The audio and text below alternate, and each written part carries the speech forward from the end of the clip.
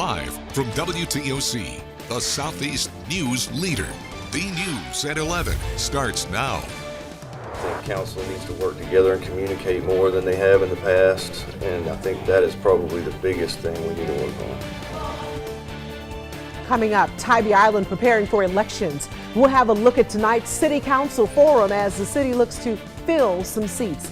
And a McIntosh County girl taking steps to help after a deadly fire. We'll hear from her on what inspired her to do this project. Plus, former President Donald Trump making a campaign stop in the Lowcountry today.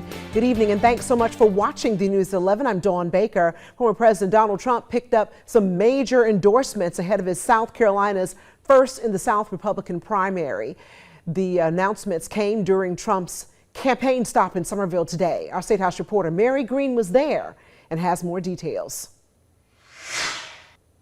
Former President Donald Trump spoke to a sold-out crowd for about 40 minutes Monday afternoon here in Somerville, his first stop in the Lowcountry of his 2024 campaign. We're going to win the South Carolina primary by a lot. We're up by about 50 points, but we don't want to take it for granted. A crowd of well over 1,000 supporters packed into the shadeless yard of a Dorchester County boating manufacturer, where temperatures peaked in the upper 80s Monday afternoon. There, the Trump campaign rolled out a slew of new endorsements, including from two statewide office holders, Attorney General Alan Wilson and Secretary of State Mark Hammond. They joined backers including Governor Henry McMaster, Lieutenant Governor Pamela Evette, and Senator Lindsey Graham, whose name evoked boos from the crowd when Trump mentioned him Monday. Thank you. Oh, no. He helps me on the left. The new endorsements come as Trump maintains his sizable lead in polls of South Carolina Republicans, though the state's former governor, Nikki Haley, has gained traction in recent weeks. But Trump supporters tell me they're not sweating it, 5 months out from South Carolina's February 24th Republican primary.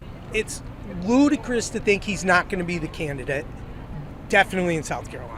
I just see him being too strong and he's too far ahead.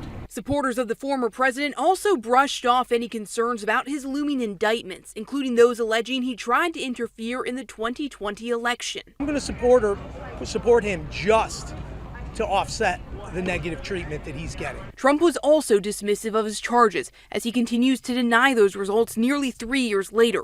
This is high-level election interference, and it's happening for a single reason, because I'm the only candidate they do not want to run against. And Monday's event comes just 2 days before the second Republican presidential debate. Trump is planning to skip it as he did for the first debate last month. Reporting in Somerville, I'm Mary Green. In a call with reporters ahead of Trump's visit, South Carolina Democratic Party Chair Christelle Spain said that South Carolinians can't afford to forget who the former president is. She says that includes his efforts to put more conservative justices on the U.S. Supreme Court who voted to overturn Roe v. Wade, paving the way for South Carolina's current 6-week abortion ban.